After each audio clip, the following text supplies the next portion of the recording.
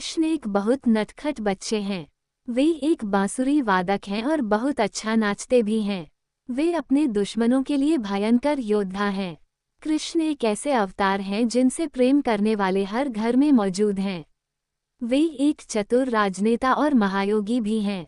वो एक सज्जन पुरुष हैं और ऐसे अवतार हैं जो जीवन के हर रंग को अपने भीतर समाये हुए हैं।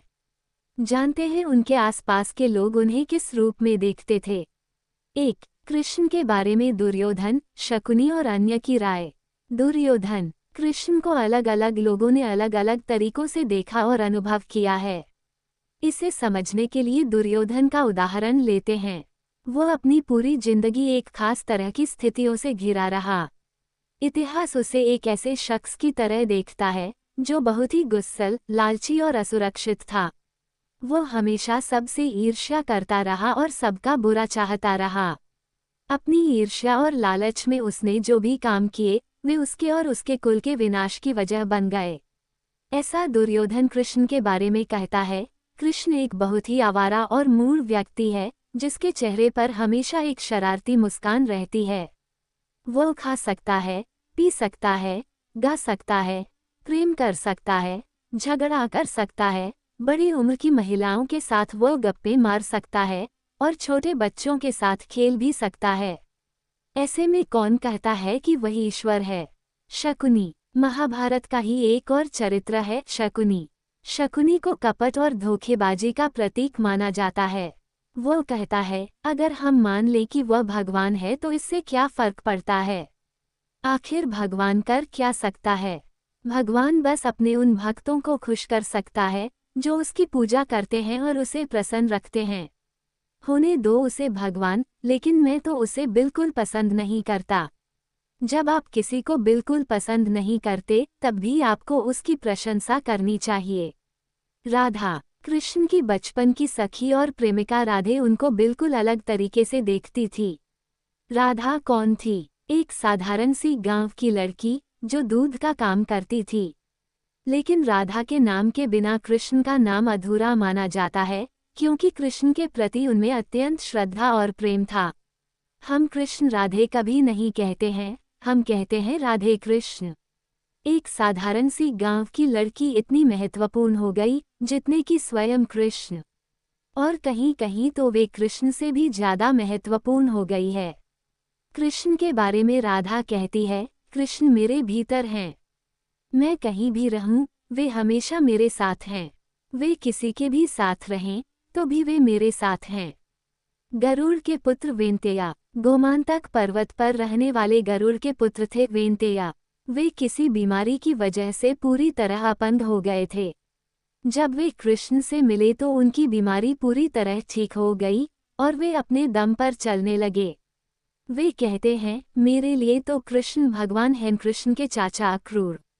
कृष्ण के चाचा अक्रूर एक बुद्धिमान और सज्जन पुरुष थे। उन्होंने कृष्ण के बारे में अपनी सोच को इस तरह बताया है, इस युवा बालक को देखकर मुझे लगता है मानो सूर्य, चंद्र, तारे सब कुछ उसके चारों तरफ चक्कर काट रहे हों। जब वो बोलता है तो ऐसा लगता है मानो कोई शाश्वत और अविनाशी आवाज सुनाई दे रही हो। अगर इस संसार में आशा नाम की कोई चीज है तो वह स्वयं कृष्ण ही है। उद्धरण चिन्ह। शिखंडी। शिखंडी के बारे में तो हम सभी जानते हैं कि उसकी स्थितियां कुछ अलग तरह की थीं। बचपन से ही उन्हें काफी सताया गया था। उनकी सुनिए, वैसे तो कृष्ण ने मुझे उम्मीद की कोई किरण नहीं दिखाई है, लेकिन वह जहां भी होते हैं आशा की एक लहर चलती है जो सबको छूती है और सबका जीवन बदल देती है। 2. श्री कृष्ण की बचपन की कहानी। कृष्ण जन्म। वसुदेव ने अपने 8वें पुत्र को नंद और यशोदा की पुत्री के स्थान पर रख दिया और उस नन्ही बच्ची को लेकर वापस आ गए। जब कंस वहां पहुंचा तो वसुदेव और देवकी ने उसे कहा, इसे छोड़ दो, ये तो लड़की है। पर कंस नहीं माना और उसने उस बच्ची को जमीन पर पटकना चाहा। पर वो बच्ची जमीन पर नहीं गिरी, उसने एक अलग ही रूप धारण कर लिया। कृष्ण का बाल्यकाल। कृष्ण माखन चुराया करते थे और माखन ही गोप गोपियों की आजीविका थी। ऐसे में वे कृष्ण की मां से शिकायत करती थीं, पर कृष्ण मासूम बनकर उन्हें फिर से मना लेते थे। कृष्ण की मधुर मुस्कान। कृष्ण के सांवले होने पर भी हर कोई उन पर मुग्ध था। ऐसा इसलिए था क्योंकि वे हर समय मुस्कुराते रहते थे। कृष्ण ने उठाया गोवर्धन पर्वत। गोकुल के लोगों में इंद्रोत्सव मनाने की परंपरा थी, पर कृष्ण के कहने पर उन्होंने गोपोत्सव मनाने का फैसला किया। उसी समय गोकुल में भारी वर्षा हुई और यमुना का स्तर इतना बढ़ गया कि सब कुछ डूबने लगा। ऐसे में कृष्ण सभी को गोवर्धन पर्वत की गुफाओं तक ले गए। तभी अचानक एक चयकार हुआ और पर्वत जमीन से ऊपर उठ गया। 3. कृष्ण एक गुरु के रूप में। भक्ति योग का महत्व। श्रीमद् भगवद गीता के 12वें अध्याय में कृष्ण से अर्जुन ने चैतन्य के निराकार और साकार स्वरूप के अंतर के बारे में पूछा था। श्री कृष्ण बताते हैं कि निराकार की साधना कठिन है, पर भक्ति का मार्ग सरल है। वे अर्जुन को बताते हैं कि अगर वो पूरे विश्वास के साथ उनमें मन लगाए तो वो मुक्ति को प्राप्त हो जाएगा। मृत्यु के पल का महत्व। श्री कृष्ण अर्जुन को समझाते हैं कि मृत्यु के समय जो भी मनुष्य उन्हें याद करते हुए अपना शरीर त्यागता है, वे उन्हें प्राप्त हो जाता है।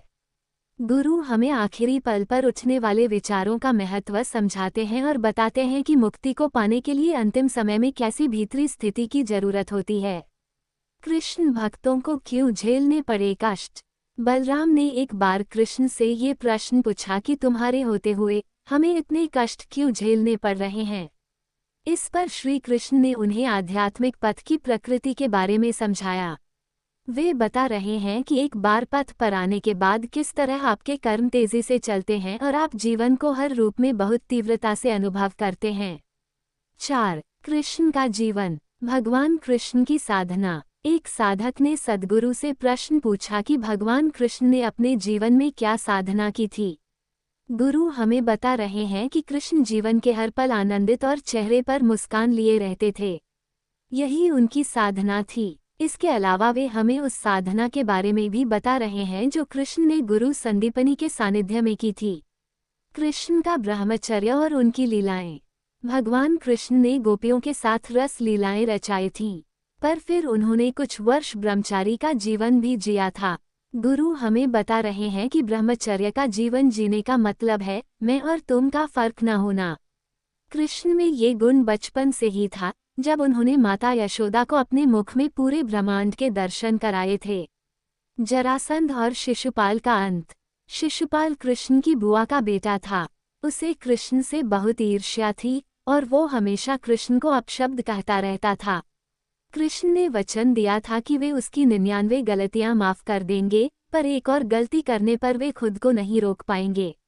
एक दिन शिशुपाल भीष्म और उनकी माता गंगा के बारे में अपशब्द कहने लगा और वो उसकी 100वीं गलती थी। श्रीगला वासुदेव का अंत। करावीरपुर का राजा श्रीगाला वासुदेव खुद को भगवान का अवतार मानता था। उसे यही लगता था कि असली वासुदेव वही है जिसके बारे में भविष्यवाणी की गई थी। एक बार श्री कृष्ण और श्रीगला आमने सामने आए और श्रीगला ने कृष्ण पर बाण चलाने शुरू कर दिए। कृष्ण ने इशारों से उसे समझाना चाहा, पर वो नहीं माना। आखिरकार कृष्ण ने सुदर्शन चला दिया। 5. कृष्ण लीला की कहानी। कृष्ण के जीवन में महिलाएं। कृष्ण और राधे। कृष्ण ने राधे से विवाह करने का फैसला अपने माता पिता को बता दिया था, लेकिन फिर गुरु गर्गाचार्य ने जब ये बताया कि वे तारनहार हैं, तो उनके भीतर एक रूपांतरण हुआ और उन्होंने अपना फैसला बदल लिया। कृष्ण और शैब्या। करावीरपुर के राजा श्रीगला वासुदेव को मारने के बाद कृष्ण शैब्या को अपने साथ अपनी बहन बनाकर ले गए थे, पर शैब्या कृष्ण से क्रोधित थी क्योंकि वो श्रीगला को भगवान मानती थी। श्री कृष्ण ने एक दिन उसे श्रीगला की एक मूर्ति भेंट की और उसकी पूजा करने को कहा। फिर धीरे धीरे उसमें रूपांतरण आने लगा। कृष्ण और यशोदा। जब कृष्ण छोटे बालक थे तब यशोदा के भीतर मातृत्व का प्रेमपूर्ण भाव था, लेकिन कृष्ण जब एक युवा में रूपांतरित हुए तो यशोदा भी एक गोपी की तरह उनसे जुड़ गईं। कृष्ण और रुक्मणी। रुक्मणी ने कृष्ण को तब देखा था जब वे 12 वर्ष की थीं। उसी समय रुक्मणी ने ये निर्णय कर लिया था कि वे श्री कृष्णा से ही विवाह करेगी, लेकिन उसके घरवालों ने रुक्मणी का कहीं और विवाह करने का फैसला किया। आखिरकार कृष्ण ने उन्हें उस स्थिति से निकाला। 6. कृष्ण की कृपा। द्रौपदी का चीर हरण बचाया कृष्ण ने। पांडवों और कौरवों के बीच के जुए के खेल में हार जाने के बाद दुशासन ने द्रौपदी का चीर हरण करने का प्रयास किया। उस समय कृष्ण वहां मौजूद नहीं थे, वे द्वारका में थे। गुरु हमें बता रहे हैं कि अगर शिष्य दीक्षित हो तो कैसे कृपा गुरु की मौजूदगी के बिना भी काम कर सकती है। वे बताते हैं कि ऐसा जरूरी नहीं कि जिसके माध्यम से कृपा कार्य कर रही है उसे उस समय इस बात की जानकारी हो। कृष्ण का नीला रंग। कृष्ण को जहाँ भी चित्रित किया जाता है उन्हें नीले रंग का दर्शाया जाता है। गुरु हमें बता रहे हैं कि नीला रंग कृष्ण से कैसे जुड़ा है। वे बता रहे हैं कि समस्त ब्रह्मांड को समाहित करने की उनकी क्षमता के कारण उनका आभामंडल नीला हो गया था। कृष्ण की त्रिवक्रा पर कृपा। त्रिवक्रा मथुरा में रहती थी और वो किसी बीमारी की वजह से अपंग हो गई थी। उसे किसी ने बताया था कि वसुदेव पुत्र श्री कृष्ण तारनहार हैं और वे उसे मुक्त कर सकते हैं। गुरु हमें बता रहे हैं कि कैसे त्रिवक्रा ने कृष्ण को देखते ही पहचान लिया और फिर कृष्ण ने उसके अंगों को ठीक कर दिया। क्यों झेलने पड़े कृष्ण को कष्ट? एक साधक ने प्रश्न पूछा कि अवतारी पुरुष जैसे कृष्ण और शिव भी कष्ट झेलते हैं। मनुष्यों के ऊपर कष्ट उनके प्रारब्ध की वजह से आते हैं, फिर अवतारों के जीवन में कष्ट क्यों आते हैं? सद्गुरु बता रहे हैं कि शरीर धारण करने पर वे भी भौतिक जगत के नियमों के अंतर्गत आ जाते हैं। कृष्ण भक्त मीराबाई की कथा। मीराबाई को उनकी मां ने बचपन में कृष्ण की छवि की ओर इशारा करते हुए कहा था, ये तुम्हारे पति हैं। उस दिन से ही मीरा ने उन्हें अपना पति मान लिया और ये भक्ति इतनी गहरी हुई कि विष का प्याला भी उन पर बेअसर हो गया। गुरु हमें मीराबाई के जीवन की कथा और उनके मेरता और चित्तौड़ से वृंदावन और द्वारका के सफर के बारे में बता रहे हैं।